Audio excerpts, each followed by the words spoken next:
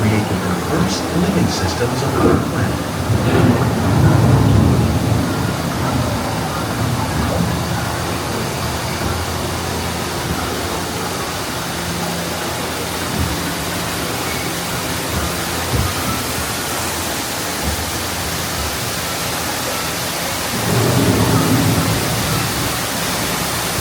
One of those living systems is the rainforest, home to the most amazing concentration of life on our planet.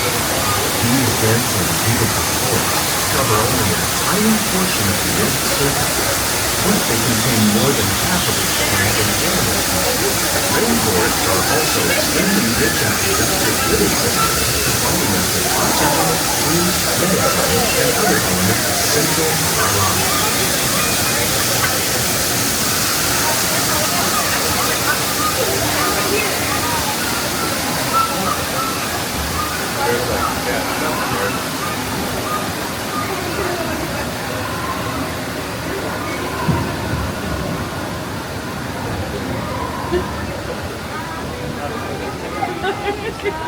In the desert, nature has created a very different, but no less beautiful living system. And while this arid landscape may seem lifeless, it is very much alive. The plants and animals that have learned to survive in these harsh conditions make use of what little water they can find and avoid the scorching rays of the relentless sun.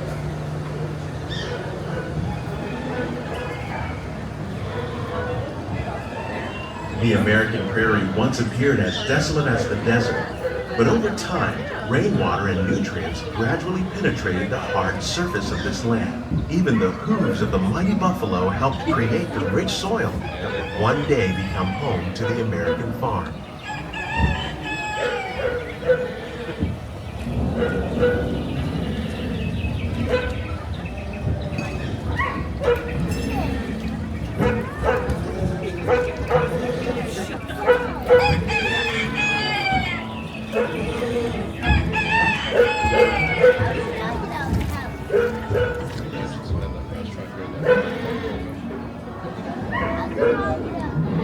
Of all the forces at work on the land, humans have had one of the most profound effects.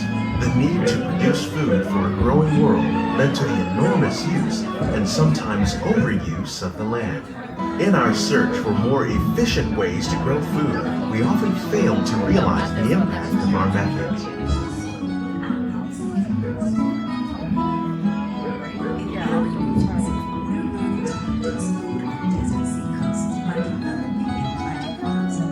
Today, we're learning to live with the land, discovering better ways to grow food that will assure both human and environmental well-being.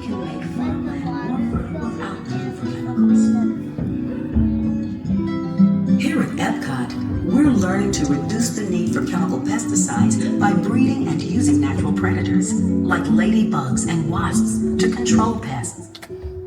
In the farmlands across America, we're learning that by plowing under vegetation containing natural fertilizers, we can enrich the soil without the use of chemicals. In arid regions, we're learning to produce food on desert seacoasts by developing and planting crops that thrive on salt water. In Japan, we're learning that by mixing weeds and other living materials into our soil, How will we meet tomorrow's growing needs for food production, yet still respect the needs of the land? Some of the answers are being discovered just ahead. To help us maintain these carefully controlled ecosystems, and for your safety, please remain seated in your boat at all times.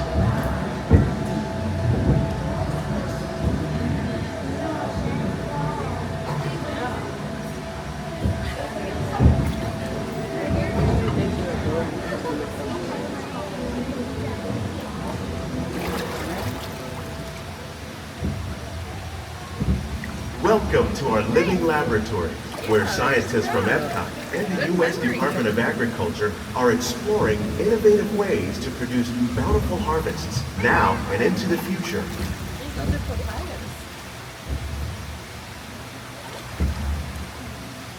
The tropics are home to the greatest diversity of plants on the planet. Many of these, like papaya, bananas, cacao, coffee, and rice, are well known around the world. These are just a few of the edible plants that have been an important source of nutrition for people living in the tropics. Many are rich in vitamins and minerals, while others are well adapted to growing in less than ideal conditions. Some, like the water lily, thrive in wet, swampy areas and waterways. All parts of this plant, even the flower petals, are edible.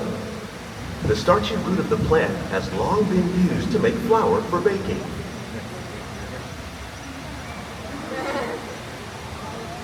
One day, many of these lesser-known tropical plants may be as important as the bananas growing on both sides of the boat.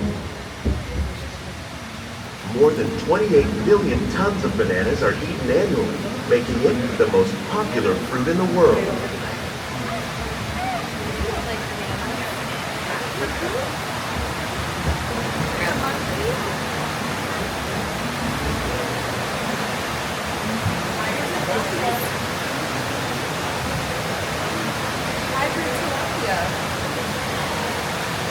When we mention farming, you probably don't think of fish, but fish farming, or aquaculture, accounts for nearly half of all the seafood consumed globally.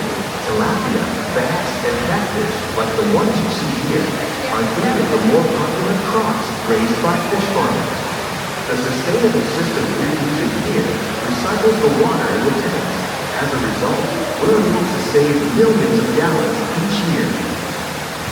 Our small fish farm produces nearly 5,000 pounds of fish each year to serve in restaurants around Walt Disney World. Innovations like this one can play an important role in our efforts to produce bountiful harvests and still protect natural resources.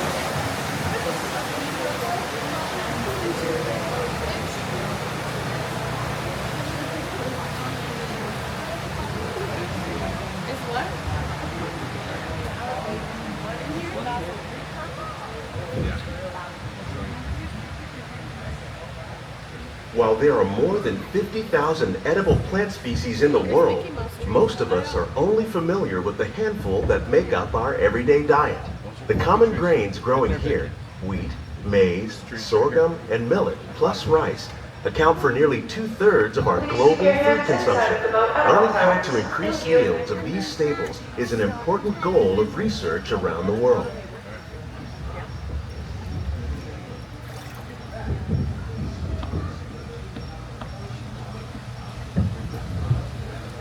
These plants are definitely on their way up.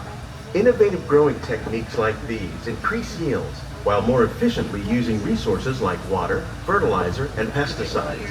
Another innovation at work here is our integrated pest management program.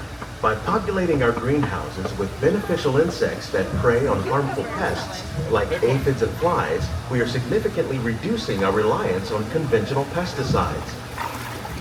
We're growing these crops using our nutrient film system. This technique precisely controls and recycles water and nutrients. With it, we can produce over 27,000 heads of lettuce a year in this one small area.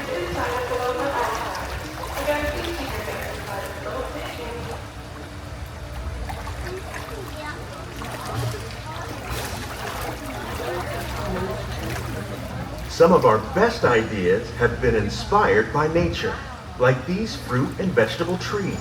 By growing these ground plants vertically, we can increase yields and better control diseases. These crops taste as good as they look. In fact, we serve more than 15 tons of produce from our greenhouses in restaurants here at the land every year.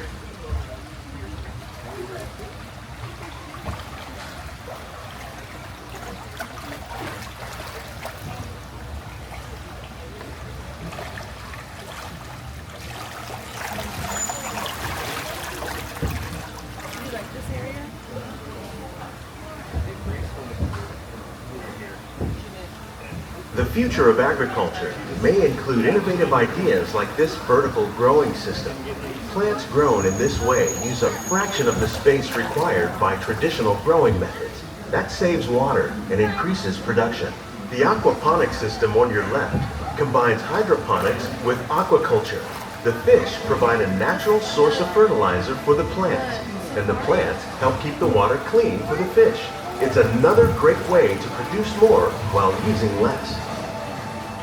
In our lab, EPCOT scientists are working with the U.S. Department of Agriculture on a number of innovative projects. The goal of these efforts is to produce higher yielding and better.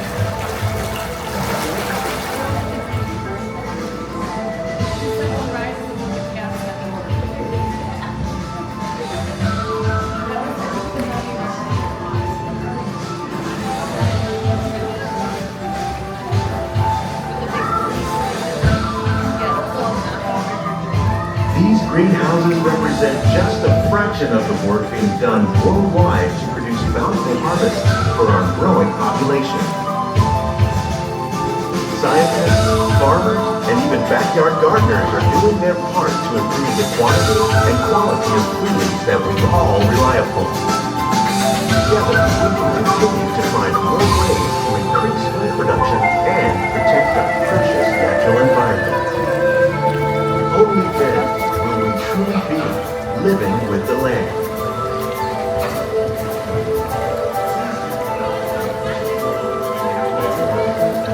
On behalf of Walt Disney World, we hope you've enjoyed this unique journey through our living laboratory. If you'd like a closer look, then check out the behind-the-scenes walking tour. It's a chance for the whole family to get up close and personal with the plants and growing techniques in our laboratory.